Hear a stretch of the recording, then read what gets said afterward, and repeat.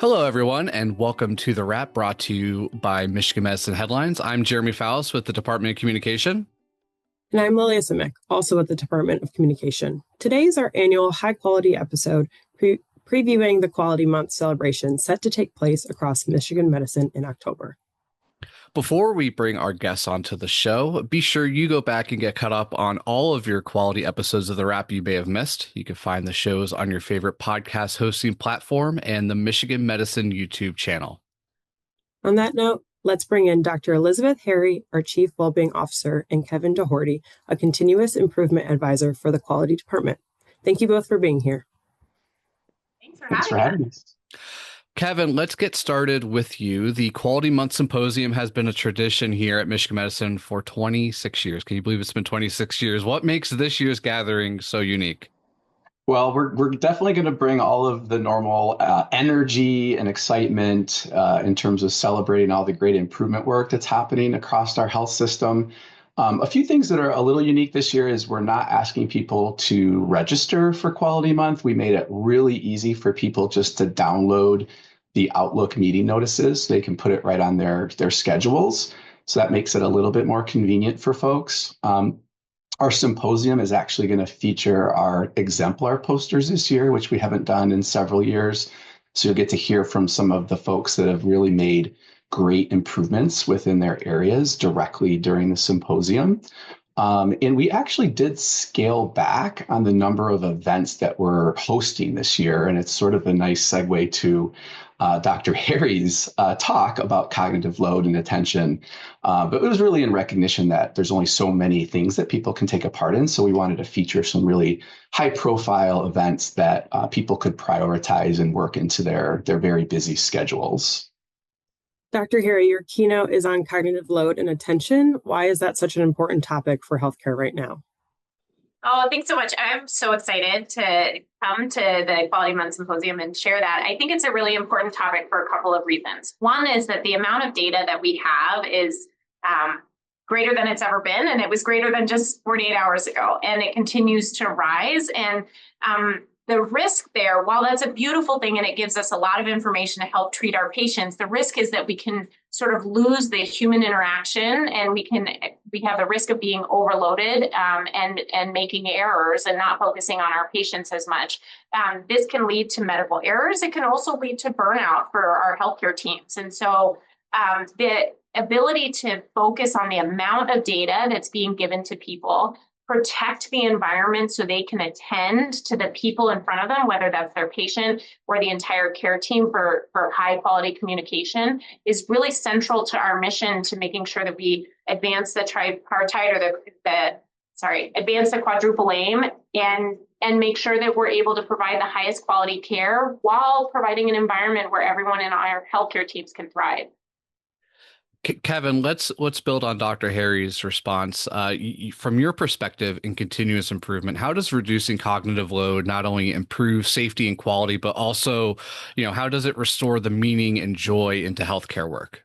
Yeah, I think Dr. Harry said it great, and I would agree that it's such an important part of people's day-to-day lives and work. They want to take care of their patients. They want to take care of each other. And when they're torn in so many different directions, that is 100% contributing to preventable harm. So we have a high reliability organization that we're working towards to have zero preventable harm to our patients and to our employees.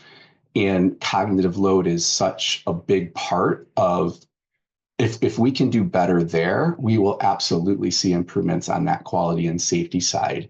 And to Dr. Harry's point, bringing joy back to work, there's lots of studies that show engagement of our team members directly translates to higher quality and safety for the care that they deliver. And so it's a really, really important topic and one that everyone can relate to and struggle with. And so having some practical strategies and taking a systems approach to that is incredibly important for our health system.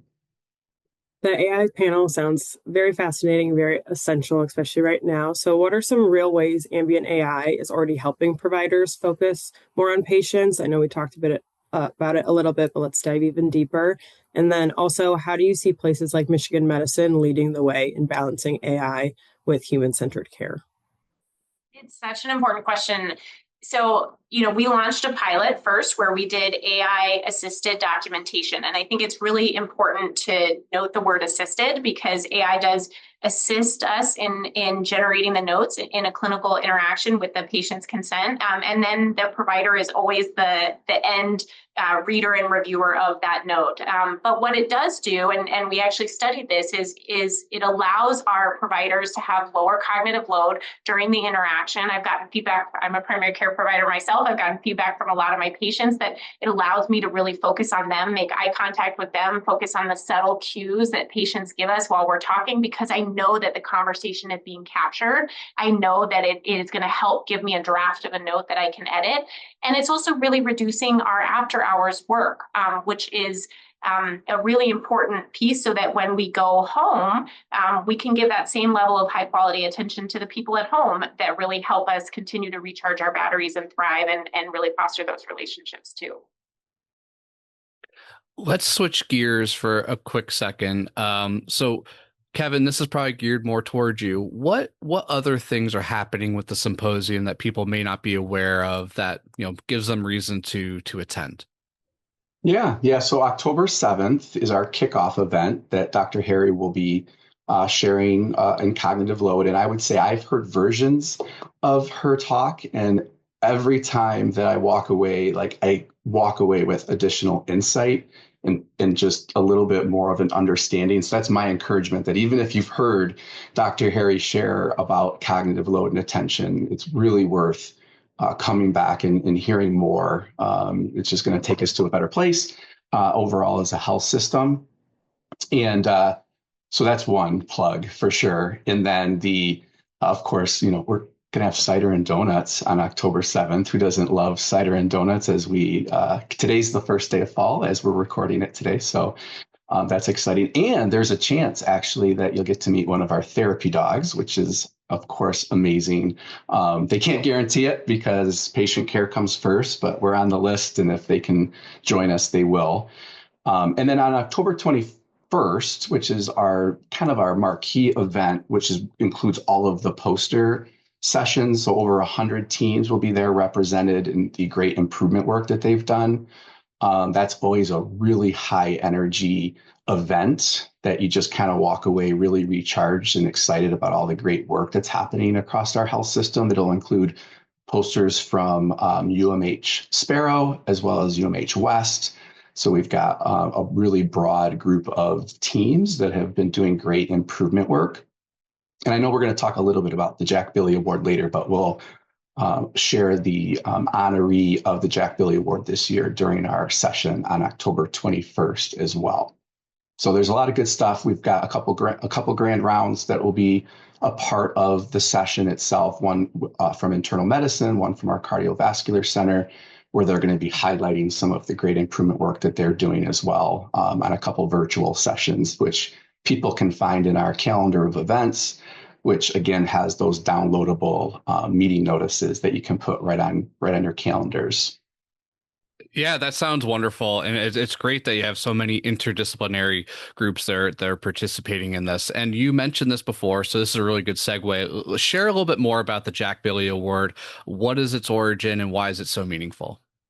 Yeah, so Jack Billy, he retired in 2020. But he was a physician and a senior leader in lots of different positions. He was with us for 43 years. And if you've not met Dr. Billy, the most passionate, humble, driven, dedicated to making care better for our patients and for our employees. He really pioneered lean healthcare here at the University of Michigan, and those principles, systems, and tools remain very important to us as a health system. And he inspired thousands of people to dedicate more time and energy to system-based improvements. And his impact is felt to this day for what he did for our health system. And so this is just one really small way that we can honor him in the Jack Billy Award, and to recognize people that are demonstrating that same type of passion for improvement within their circles of influence. And so the criteria is on our Jack Billy Award page, which includes, a way to nominate people. I'm not sure when this podcast will air, but right now we have the due date as September 26th, which is this Friday. But we might extend that a little bit just to give people another opportunity to recognize a colleague that you feel deserves recognition for the way they dedicate their time and energy to helping us improve. And in addition to a cool award, like a plaque that the honoree gets, they'll also receive $1,500 to go towards improvement-related expenses for their team, whether that be team building or software or something that's going to help advance quality and safety within their team.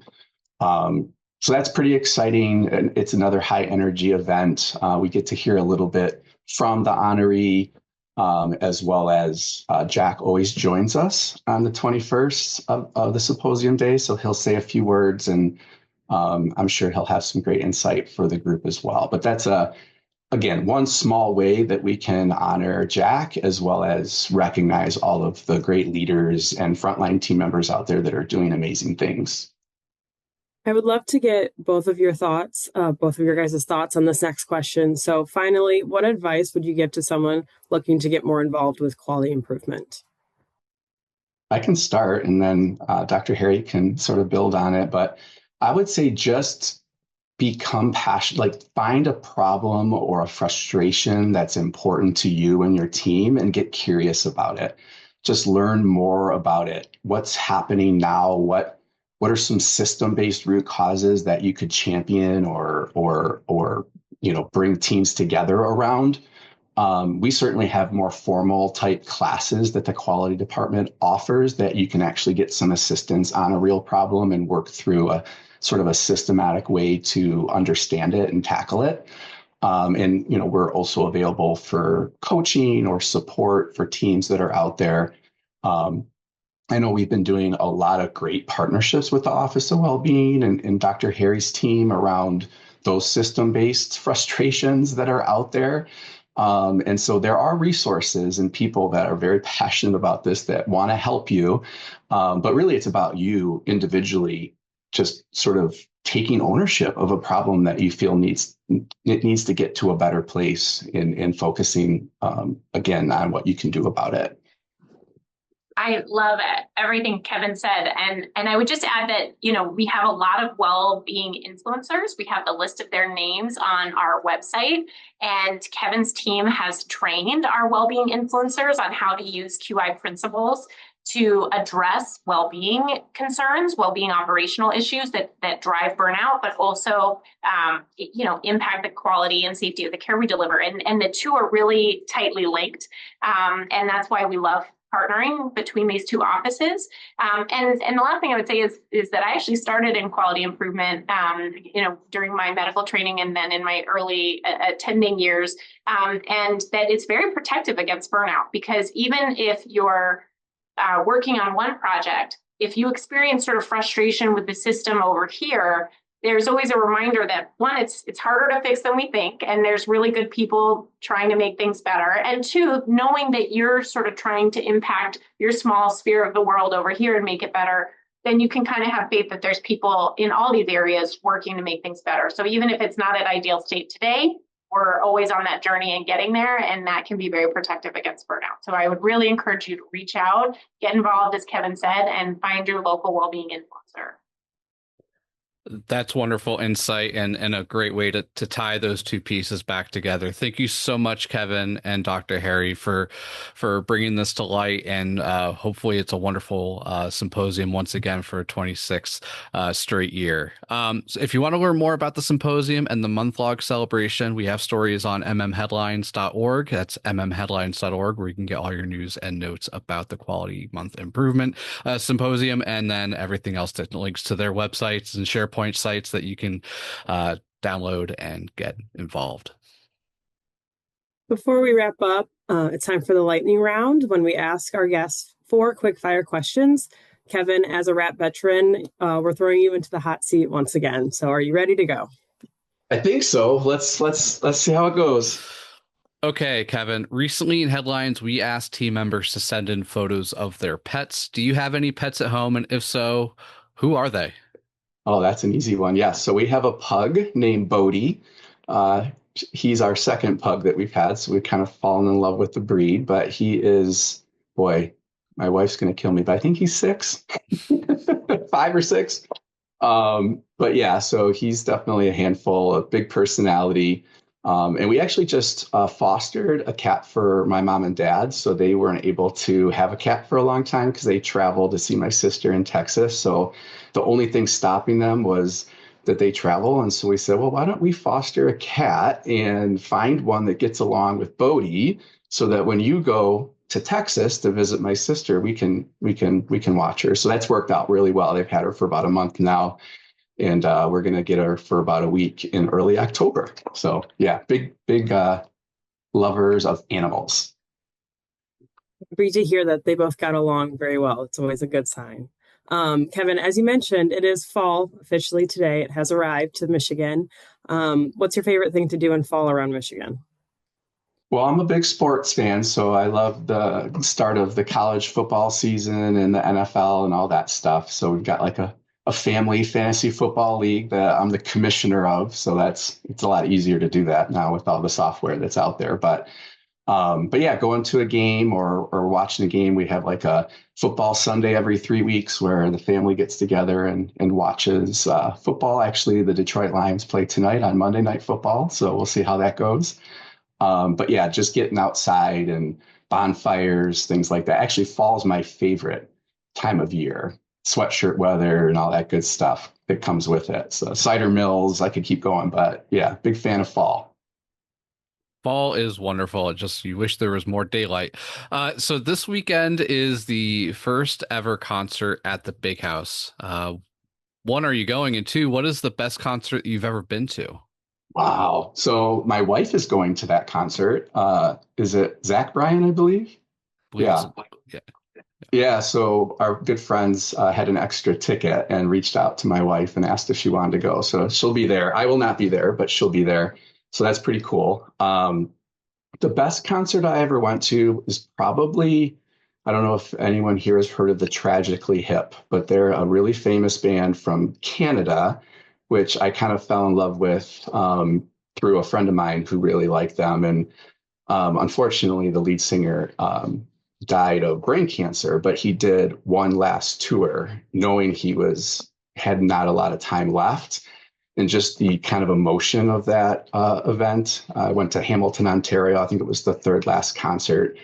And it was just really cool to see everybody come together to support him and the band. And so it was just sort of a little extra on top of a normal concert experience. But yeah, Tragically Hip. I'm sure I could go down a couple other roads, but that one is the one that sticks out to me.